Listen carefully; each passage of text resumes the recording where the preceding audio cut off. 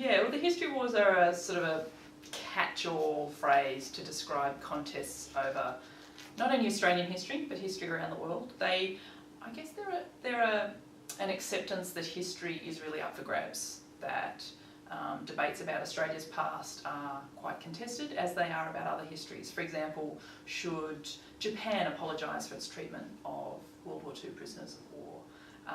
How should slavery be remembered in the US? And how should colonisation be remembered in places like Australia, South Africa, Canada and New Zealand? And in each of those kind of domains, these outpourings of contest and debate flare up, and they collectively are referred to as the history wars.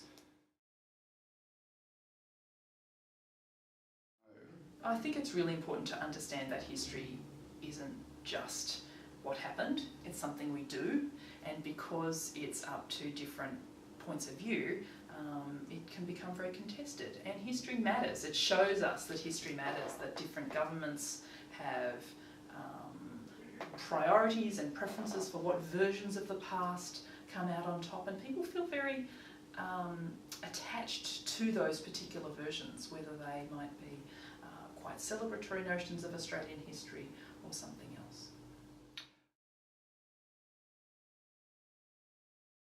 The history wars is something that describes a particular era in Australian historiography, so discussions about Australian history that really flared up in the 1990s and early 2000s. But of course they're ongoing, and of course people were debating history 100 years ago, and they'll be debating history in 100 years. Every year there are new versions of why Australian history is contested. The change the date movement, the sort of, throw down the monuments movement, Anzac Day. Every year there are events and moments in Australia's historical calendar that show that the history war is ongoing.